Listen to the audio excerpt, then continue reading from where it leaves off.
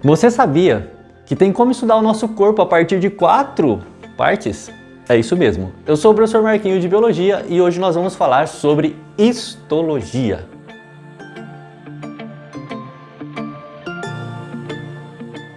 É isso mesmo, meus jovens. O corpo humano ele pode ser estudado em 4 partes, desde que a gente divida esse corpo em tecidos. O estudo dos tecidos é um ramo da biologia chamado histologia. E a organização dos tecidos se dá a partir de diferenciações celulares. Vamos relembrar um pouquinho os níveis de organização de um corpo. O nosso corpo é formado por sistemas que possuem seus órgãos específicos. Cada um desses órgãos é formado por camadas de células que nós chamamos de tecidos. E esses tecidos têm suas células específicas, com funções, com formatos determinados de acordo com o seu tipo de tecido. Mas como começar a falar desse tecido? Primeiro vamos pensar naquela história antiga que vocês já conhecem, quando o papai encontrou a mamãe. Lembra da fecundação? Tá aqui, ó.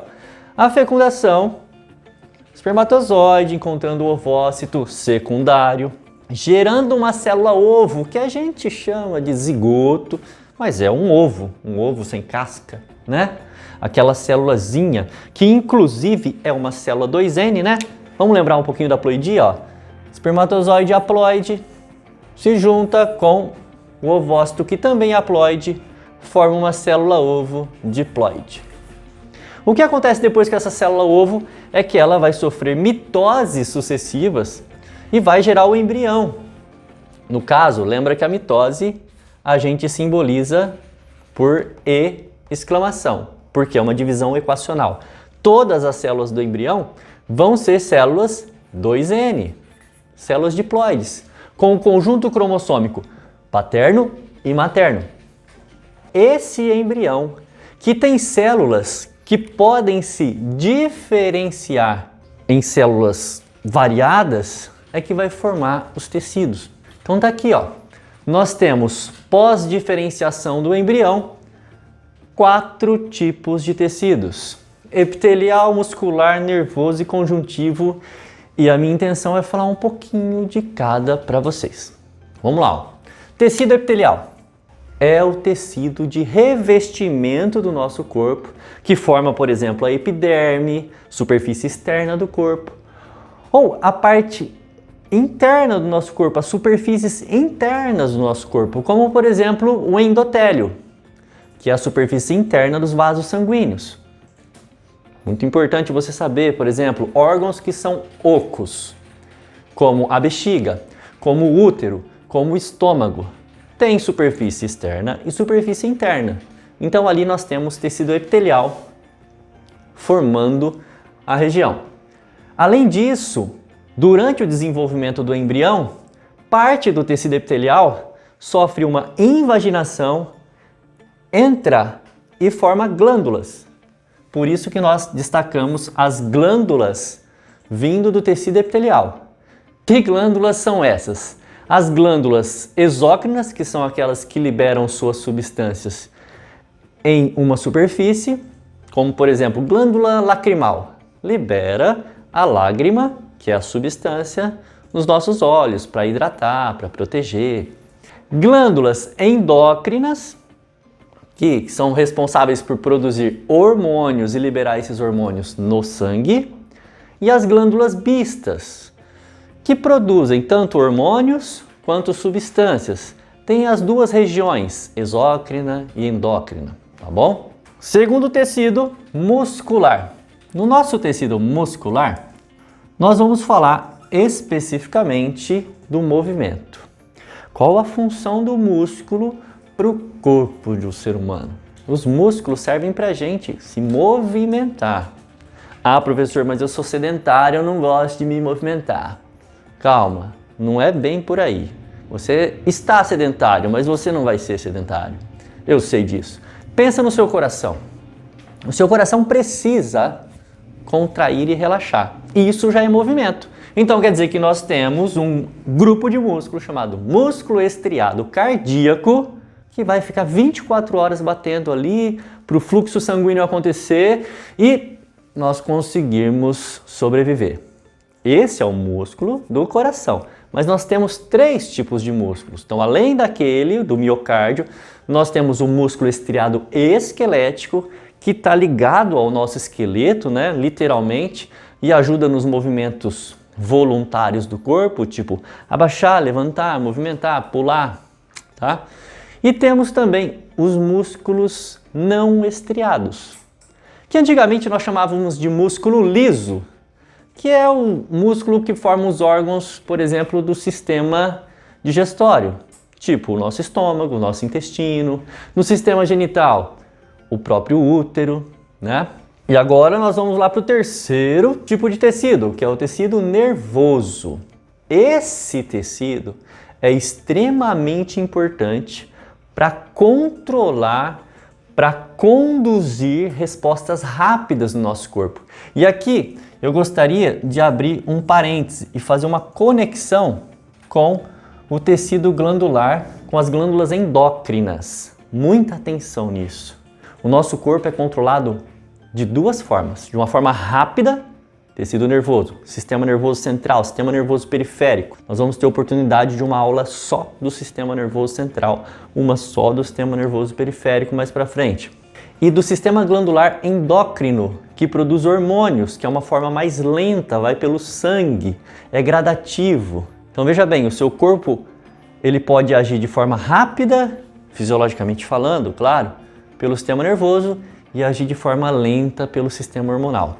E o nosso último tecido aqui, analisado, né? Eu acredito que essa sequência é a mais interessante para vocês entenderem o contexto, é o tecido conjuntivo, que tem esse nome não é à toa. O tecido conjuntivo, ele é um tecido de preenchimento, ele é um conjunto de tecidos. Um conjunto de tecidos que ocupa espaços entre esses outros 3 que nós começamos a analisar.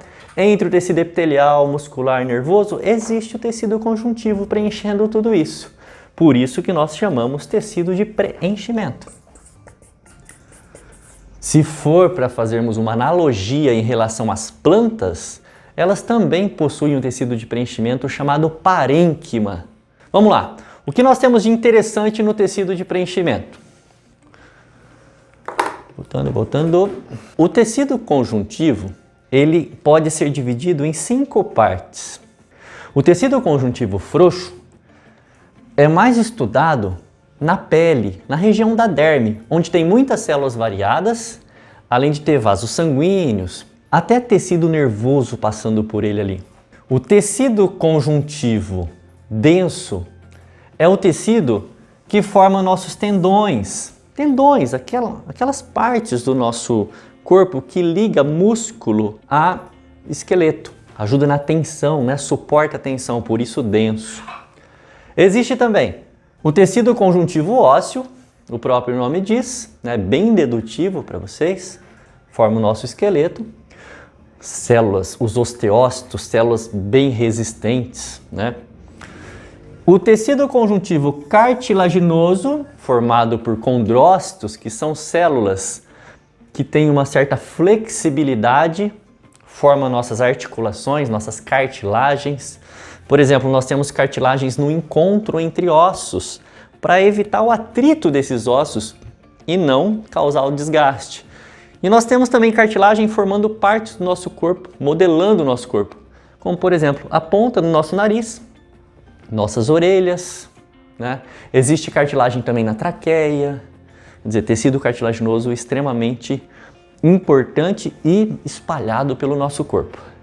Tecido hematopoético, que é conhecido como tecido sanguíneo, esse tecido merece uma atenção.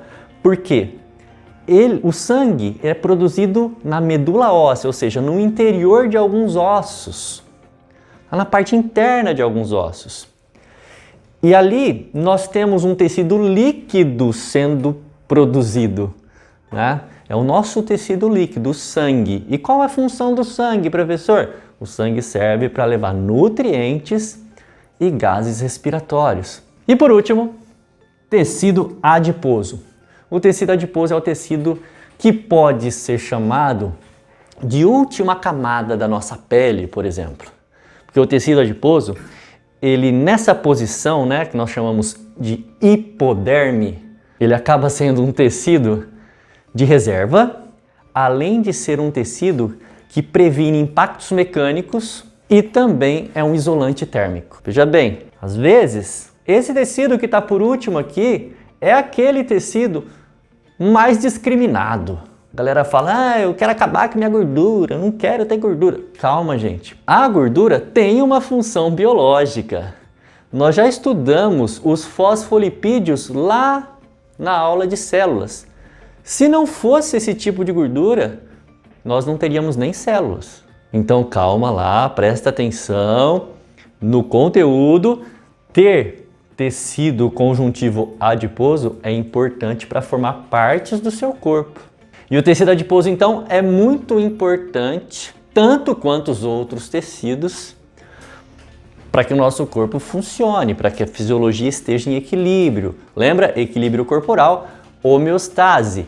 E se o nosso corpo estiver em homeostase, obviamente que ele vai funcionar bem. Eu disse para vocês que dava para analisar o nosso corpo a partir de 4 pontos. E esses 4 pontos são nada mais nada menos do que os tecidos. Então, eles estão espalhados, formando aí todos os nossos órgãos que formam nossos sistemas e automaticamente o nosso organismo. É isso aí, pessoal. Se você gostou do vídeo, se inscreva no canal, curta, comente e compartilhe com algum amigo que você acha que possa ajudar. Beijos e abraços e até a próxima. Fui!